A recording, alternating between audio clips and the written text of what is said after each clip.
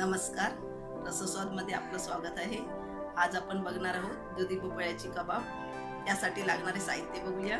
एक दुधी भोपळा आपण घेतलाय, याची साल काढून आपण किसून घेणार आहोत। एक छोटा कांदा बारीक चिरलेला, 4 चमचे बेसन, 2 बटाटा बॉईल केलेली, पाव चमचा हळद, पाव चमचा जिरा पावडर, 2 चमचे कॉर्नफ्लॉवर, अर्धा इंच आलं किसलेलं, पाव चमचा धना पावडर, चवीनुसार मीठ, 2 चमचे छोटे लाल मिरची पावडर, पाव चमचा गरम मसाला, 4-5 लसणीच्या पाकळ्या किसलेल्या। दुधी भोपळा किसून घेतला आहे।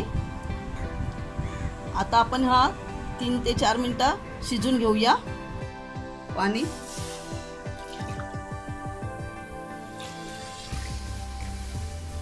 2 ग्लास पाणी घेतलं आहे। पाणी गरम झालं आहे, दुधी भोपळा घालून घेऊया।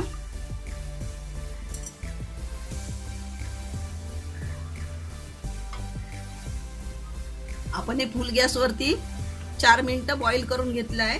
आता आपण हे गाळणीने गाळून घेऊया। असं गाळणीवरतून आपण काढायचं आहे।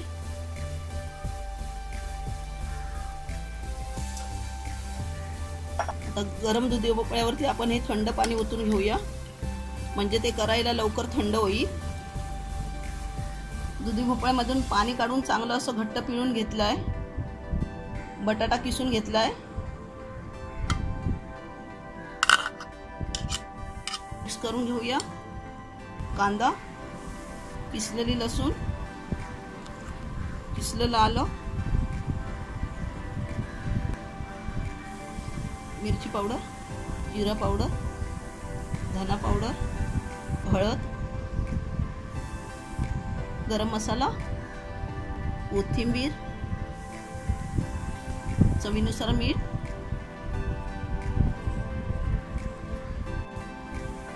मिक्स करून घेऊया।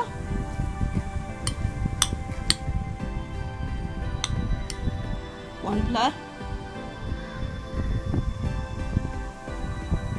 बेसन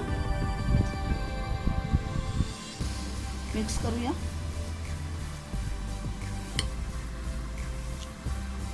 मिक्स करून चांगलं असं घ्यायचं आहे। कबाबचं मिश्रण तयार आहे। आता आपण कबाब बनवून घेऊया। हाताला तेल लावून घेतलं आहे। मिश्रणाचा आपण एवढा गोळा घेतला आहे, ते आपण असं चपटा करून घेऊया।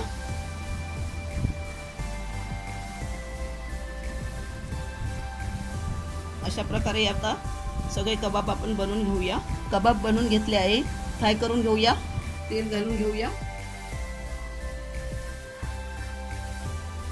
2 चमचे आपण तेल घेतलं आहे। तेल तापलं आहे, कबाब घालून घेऊया।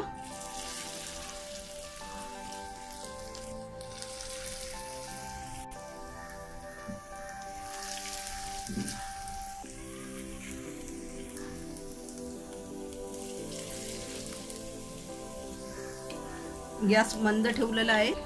मंद गॅसवरती 4 मिनिटं झाली आहेत। कबाब परतून घेऊया।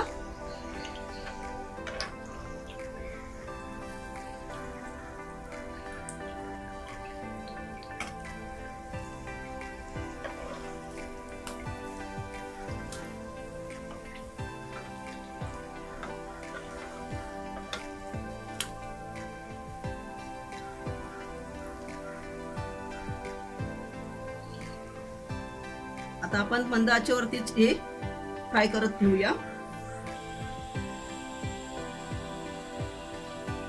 कबाब परतून बघूया। कबाबला चांगला गोल्डन कलर दोन्ही साइडने आला आहे। दुधी भोपळ्याचे कबाब खूप चविष्ट असतात।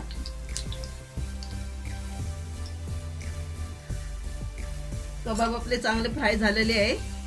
दोन्ही बाजूने आपण 4-4 मिनिटं फ्राय करून घेतली आहे। आता बाकीचे कबाब आपण फ्राय करून घेऊया। दुधी भोपळ्याचे चविष्ट असे कबाब आपले बनवून झाले आहे। हे चटणी बरोबर किंवा सॉस बरोबर आपण खाऊ शकता। हे कबाब तुम्ही जेवणावरती पण घेऊ शकता। तर दुधी भोपळ्याचे चविष्ट असे कबाब तुम्ही करून बघा आणि मला कळवा। हा व्हिडिओ आवडला असेल तर लाईक करा आणि रसस्वादला सबस्क्राइब करा। धन्यवाद।